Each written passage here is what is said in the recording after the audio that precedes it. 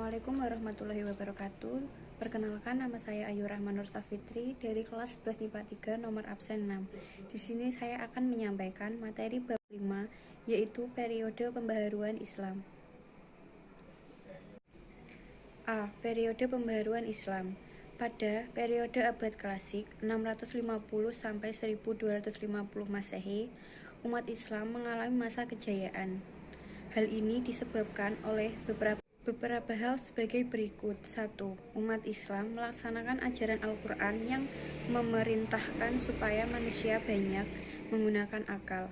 2. Umat Islam melaksanakan ajaran Rasulullah SAW yang mendorong agar umat Islam tidak hanya menuntut ilmu agama, tetapi ilmu-ilmu lain yang bermanfaat bagi kehidupan. 3. Umat Islam mengembangkan ilmu agama dalam berjihad dan mengembangkan sains sehingga di dunia kimia, fisika, astronomi, dan sebagainya. 4. Ulama yang berdiri sendiri menolak tawaran penguasa untuk menjadi pegawainya. Pada periode abad pertengahan 1250 sampai 1800 Masehi, umat Islam mengalami kemunduran dalam berbagai bidang, disebabkan hal sebagai berikut. 1. Ulama kurang berani dalam melakukan ijtihad. 2. Para ulama menganggap bahwa pengguna akal sebagaimana diajarkan Al-Quran sudah bukan zamannya. 3. Ulama pada periode ini menerima saja ikuti bertaklid pada ulama zaman klasik. 6. Ulama hanya berkutat atau sibuk pada ilmu agama saja sehingga ilmu umum tidak berkembang dan justru cenderung lenyap. 7. Ilmu yang dari dunia barat ke dunia Islam tidak dikenali lagi, tersebut menjadikan dunia Islam mulai bangkit kembali agar mampu mengejar ketertinggalan dari dunia barat, khususnya dunia Eropa. B. Tokoh-tokoh pembaharuan dunia Islam masa modern. 1. Tokoh pembaharuan dari India. A. Syekh Waliullah tahun 1703 sampai 762 Masehi. Syekh Waliullah bernama lengkap Ad-Din Ahmad bin Abd Ar-Rahim bin Wajih Ad-Din Asyahid bin Mu'azzam bin Mansur bin Ahmad bin Mahmud bin Khiwam Ad-Din Ad-Dihlawu. Ia dilahirkan pada 21 Februari 1703 Masehi atau 4 Syawal 1114 Hijriyah di Pulat, sebuah kota kecil di dekat Delhi, dan wafat pada tahun 1762 Masehi atau 1176 Hijriyah. Dia dijuluki Syekh Waliullah karena kesolehan yang ia miliki. Dia mulai studinya di usia 5 tahun dan menyelesaikan bacaan dan hafalan Al-Quran pada usia 7 tahun. Syekh Waliullah memandang bahwa kemunduran umat Islam disebabkan faktor berikut. 1. Terjadinya perubahan sistem pemerintahan Islam dari sistem kekhalifahan menjadi sistem kerajaan. 2. Sistem demokrasi yang melekat dalam kekhalifahan diganti dengan sistem monarki absolut. 3. Perpecahan di Kalimantan di kalangan umat Islam merupakan akibat dari adanya perbedaan aliran yang muncul di dalamnya. Tiap-tiap aliran mengaku dirinya yang paling benar. 4. Mencampur adukan ajaran Islam dengan unsur-unsur ajaran lainnya, sehingga ajaran Islam yang murni menjadi kurang jelas. Menyikapi kemunduran ini, Syekh Waliullah mengadakan pembaharuan sebagai berikut. 1. Menulis berbagai karya tulis atau kitab, diantaranya Hujjatullah Al-Balighah dan Fuyun Al-Haramain. 2. Menerjemahkan Al-Quran ke dalam bahasa asing atau bahasa Persia. B. Syahid Ahmad Khan 1817 sampai 1898 Masehi. Syahid Ahmad Khan di Delhi pada tahun 1817 Masehi dan masuk keturunan Husain, cucu Nabi Muhammad SAW melalui Fatimah dan Ali. Sewaktu berusia 18 tahun, ia bekerja pada Serikat India Timur. Kemudian ia bekerja pula sebagai sebuah hakim tetap pada tahun 1840 Masehi, ia pulang kembali ke Delhi untuk meneruskan studi. Beberapa pemikiran Syed Ahmad Khan tentang pembaharuan Islam antara lain sebagai berikut. 1. Kemunduran umat Islam disebabkan tidak mengikuti perkembangan sains dan teknologi produk barat. 2. Ilmu dan teknologi modern adalah hasil pemikiran manusia. Oleh karena itu, akal dalam batas kekuatannya harus dihargai tinggi oleh umat manusia. 3. Islam adalah agama yang memiliki paham hukum alam buatan Tuhan. 4. Sumber ajaran Islam hanyalah Al-Quran dan hadis. Pendapatan ulama masa lampau tidak mengikuti bagi umat Islam. Di antaranya pendapat mereka ada yang sudah kurang sesuai dengan zaman modern. 5. Umat Islam hanya didorong untuk memiliki sikap dan perilaku yang mencerminkan semangat berpikir, bukan sikap dan perilaku taklid. 6. Mendirikan sekolah Mohammedan Anglo-Oriental College atau MAOC yang terletak di Aligarh. C. Muhammad Iqbal tahun 1876 sampai 1938 Masehi. Muhammad Iqbal adalah seorang filosofi dan penyair. Ia lahir di Sialkot pada tahun 1876. Pada tahun 1905 Masehi, ia masuk ke Universitas Cambridge, Inggris untuk mempelajari filsafat. 2 tahun kemudian, dia pindah ke Munich, Jerman, dan disinilah ia memperoleh gelar Ph.D. Philosophy of Doctor dalam bidang tasawuf. Pada tahun 1908 Masehi, ia kembali ke Lahore untuk menjadi pengacara dan dosen filsafat. Beberapa pemikiran Muhammad Iqbal tentang pembaharuan Islam antara lain sebagai berikut. 1. Membuka pintu ijtihad bagi pembaharuan Islam. 2. Umat Islam perlu mengembangkan sikap dinamis dan perlu bergerak dan jangan tinggal diam. 3. Kemunduran Islam disebabkan oleh kebekuan dan kebuntuan atau kejumudan dalam berpikir. 4. Hukum Islam tidak bersifat statis, tetapi dapat berkembang sesuai perkembangan zaman. 5. Umat Islam harus menguasai sains dan teknologi yang dimiliki Barat. 6. Mulai memperhatikan masalah di duniawi dan sosial kemasyarakatan serta tidak hidup zuhud secara berlebihan. 2. Tokoh pembaharuan Islam di Mesir. A. Muhammad Ali Pasha pada tahun 1765 sampai 1849 Masehi. Muhammad Ali Pasha lahir di Kawala, Yunani pada tahun 1765 Masehi dan meninggal di Mesir pada tahun 1849 Masehi. Ia mendapat kepercayaan dari rakyat dan pemerintahan Turki karena berhasil menumpas musuh-musuhnya, terutama golongan Mamluk yang masih berkuasa di daerah-daerahnya, sehingga membuat Muhammad Ali menjadi penguasa tunggal di Mesir. Beberapa pemikiran Muhammad Ali Pasha tentang pembaharuan Islam antara lain sebagai berikut. 1. Memprioritaskan dalam bidang militer. Ia berpandangan bahwa kekuasaan hanya dapat dipertahankan dan diperbesar dalam kekuatan militer. 2. Membangun kekuatan ekonomi untuk menopang kekuatan militer, maka ia membangun kekuatan ekonomi. 3. Mengembangkan ilmu-ilmu modern untuk membangun kekuatan militer dan ekonomi. 4. Mendirikan sekolah-sekolah modern dengan tujuan untuk memasukkan ilmu-ilmu modern ke dalam kurikulum sekolah. B. Rifa'ah Baidawi Rafi'at Tahtawi tahun 1801 sampai 1873 Masehi. Arifah Badawi Rafi'at Tahtawi lahir pada tahun 1801 Masehi di Tahta, sebuah kota yang terletak di Mesir bagian selatan, dan meninggal di Kairo pada tahun 1873 Masehi. At-Tahtawi terpaksa belajar dari masa kecilnya dengan bantuan dari keluarga ibunya. Ketika berumur 16 tahun, ia pergi ke Kairo untuk belajar di Al-Azhar. Ia menyelesaikan studinya di Al-Azhar pada tahun 1822 Masehi. Beberapa pemikiran Arifah Badawi Rafi'at Tahtawi tentang pembaharuan Islam antara lain sebagai berikut. 1. Ajaran Islam bukan hanya mementingkan kesejahteraan hidup di akhirat saja, melainkan juga hidup di dunia. 2. Kekuasaan raja yang cenderung absolut harus dibatasi dengan syariat. Oleh karena itu, raja harus bermusyawarah dengan ulama dan kaum intelektual. 3. Syariat harus diartikan sesuai dengan perkembangan modern. 4. Kaum ulama harus mempelajari filsafat dan ilmu pengetahuan modern agar syariat dapat tegak di tengah kehidupan masyarakat modern. 5. Pendidikan harus bersifat universal. Maksudnya, kaum wanita juga harus mengenyam pendidikan, tidak hanya kaum pria saja. 6. Umat Islam harus dinamis dan meninggalkan sifat statisnya. C. Jamaluddin Al-Afghani tahun 1839 sampai 1897 Masehi.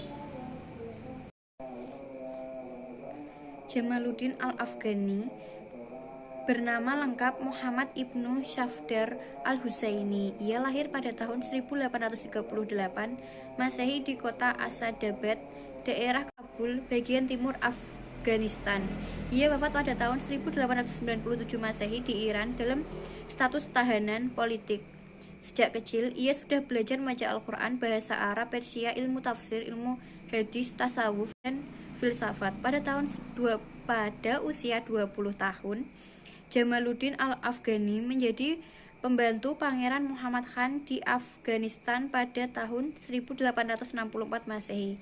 Ia menjadi penasihat Syer Ali Khan. Ia diangkat menjadi Perdana Menteri pada masa pemerintahan Muhammad Azam Khan berkat kecerdasan dan kepribadiannya yang menarik. Ia juga menjadi dosen kaum intelektual di Universitas Al-Azhar, Mesir. Beberapa pemikiran Jamaluddin Al-Afghani tentang pembaharuan Islam antara lain sebagai berikut. 1. Kemunduran umat Islam disebabkan oleh berbagai faktor yang terdapat dalam diri umat Islam sendiri, bukan ajaran Islam. 2. Umat Islam harus kembali pada ajaran Islam yang murni. Islam juga harus dipahami dengan akal dan kebebasan berpikir. 3. Corak pemerintahan harus demokratis. Pemerintahan autokrasi atau absolut harus diganti. 4. Tidak ada pemisahan antara agama dan politik. Rasa solidaritas antara umat Islam harus dihidupkan kembali di dunia Islam. D. Muhammad Abduh tahun 1849 sampai 1905 Masehi. Muhammad Abduh lahir di daerah Mesir Hilir pada tahun 1849 Masehi dan wafat pada tahun 1905 Masehi. Ia melanjutkan belajar Al-Quran hingga hafal dalam waktu 2 tahun. Ia kemudian meneruskan studinya ke Universitas Al-Azhar. Studi Abduh di Azhar selesai pada tahun 1877 Masehi dengan mendapat gelar alim. Setelah itu ia mulai mengajar pertama di Al-Azhar, kemudian di Dar al-Ulum dan di rumahnya sendiri. Beberapa pemikiran Muhammad Abduh tentang pembaharuan Islam antara lain sebagai berikut. 1. Pintu ijtihad masih terbuka lebar bagi umat Islam. 2. Islam adalah ajaran rasional yang sejalan dengan akal. 3. Kekuatan agama harus dibatasi oleh konstitusi yang dibuat oleh negara yang bersangkutan. Muhammad Rashid Ridha 1865 sampai 1935 Masehi. Muhammad Rashid Ridha lahir pada tahun 1865 di Al-Halamun, sebuah desa di Lebanon yang letaknya tidak jauh dari kota Tripoli atau Syria. Semasa kecil, ia dimasukkan ke madrasah tradisional di Al-Halamun untuk belajar menulis, berhitung, dan membaca Al-Quran. Di tahun 1882, ia meneruskan perjalanan di madrasah Al-Wataniyah Al-Islamiyah di Tripoli. Pada tahun 1898 Masehi, Muhammad Rashid Ridha mulai menerbitkan majalah yang berjudul Al-Manar. Beberapa pemikiran Muhammad Rashid Ridha tentang pembaruan Islam antara lain sebagai berikut. 1. Umat Islam harus bersikap aktif dan dinamis. 2. Umat Islam harus meninggalkan sikap dan pemikiran kaum Jabariyah, yaitu kaum yang hanya pasrah pada keadaan. 3. Akal dapat dipergunakan untuk menafsirkan ayat dan hadis tanpa meninggalkan prinsip umumnya. 4. Umat Islam harus menguasai sains dan teknologi untuk mencapai kemajuan. 5. Memurnikan ajaran Islam di tengah kehidupan umat Islam. 3. Tokoh pembaharuan Islam dari Turki A. Sultan Mahmud II tahun 1785 sampai 1839 Masehi. Sultan Mahmud II lahir di Istanbul pada tanggal 13 Ramadan 1199 Hijriah bertepatan dengan tanggal 20 Juli 1785 Masehi dan meninggal pada tanggal 1 Juli 1839 Masehi. Ia diangkat menjadi sultan pada tanggal 28 Juli 1808 Masehi menggantikan kakaknya Mustafa IV sampai ia meninggal. Sultan Mahmud II dipandang sebagai pelopor pembaharuan di Kerajaan Ottoman Turki sebanding dengan Muhammad Ali tahun 1805 sampai 1849 yang mempelopori pembaharuan di Mesir.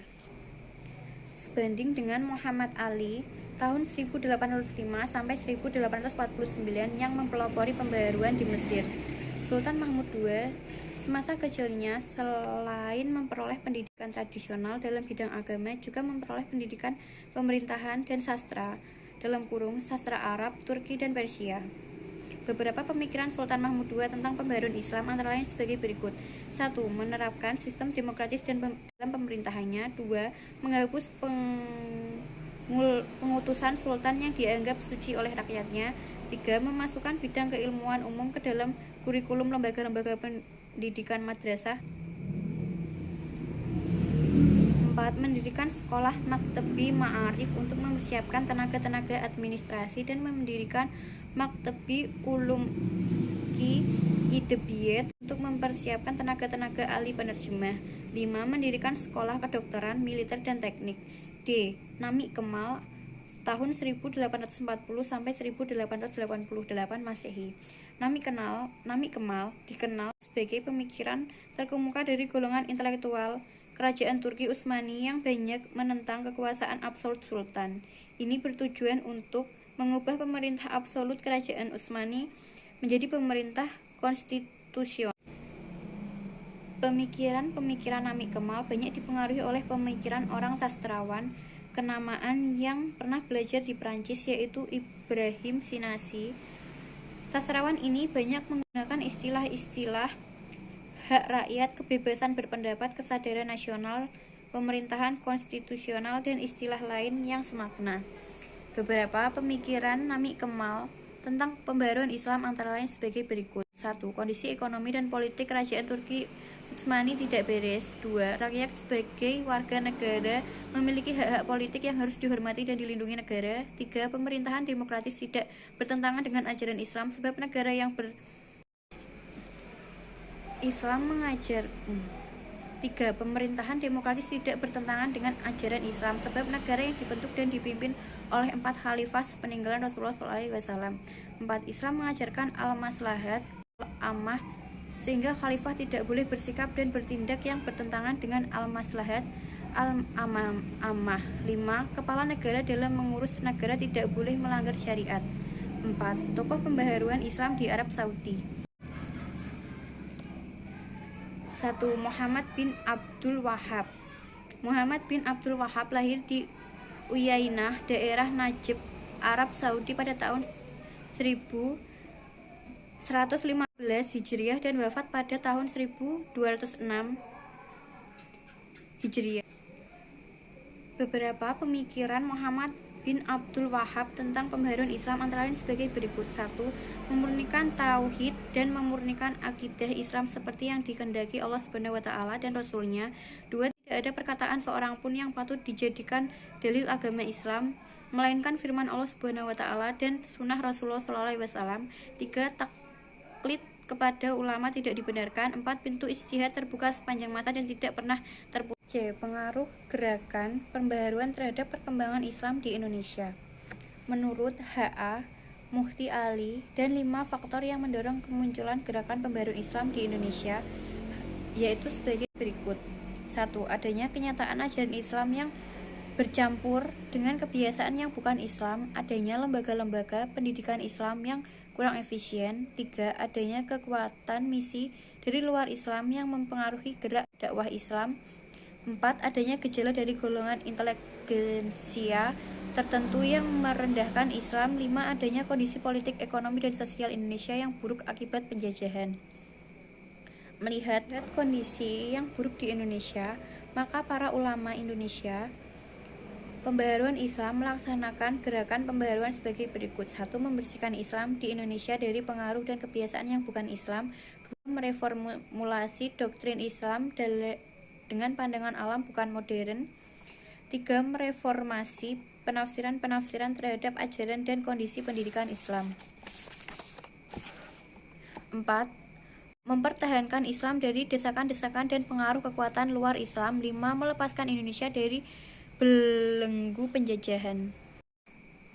Beberapa tokoh Islam Indonesia yang sepaham dengan misi pembaharuan Islam antara lain sebagai berikut. 1. Syekh Muhammad Tahir Jalaluddin, asal Padang yang hijrah ke Singapura. Tokoh ini memiliki pengaruh yang cukup besar terhadap gerakan pembaharuan Islam di Asia Tenggara. 2. Haji Abdullah Ahmad dan Haji Abdul Malik Karim Amrullah atau HAMKA. Kedua tokoh ini menjadi pelopor pembaharuan Islam di Minangkabau. 3. KH Ahmad Dahlan, pendiri organisasi atau Perserikatan Muhammadiyah pada tanggal 18 November 1912 di Yogyakarta. 4. KH Hashim Asy'ari sebagai pendiri Jami'iyah Nahdlatul Ulama atau NU pada tanggal 31 Januari 1926. Kiai Haji Ahmad Dahlan dan Kiai Haji Hashim Asy'ari berguru pada guru yang sama ketika belajar di Mekah, yaitu Syekh Ahmad Khatib Al-Minangkabawi dan Syekh Nawawi Al-Batani. Kiai Haji Ahmad Dahlan dan Kiai Haji Syaim Asy'ari memang mendirikan organisasi Islam yang berbeda. Di antara kedua pun terdapat pendapat yang berbeda tentang keislaman. Namun pendapat yang berbeda tersebut tidak sampai menyentuh pada akar dasar ajaran Islam dan tujuan dakwah Islam. Sekian dari saya. Apabila ada kurang kata atau salah kata, mohon maaf sebesar-besarnya. Wassalamualaikum warahmatullahi wabarakatuh.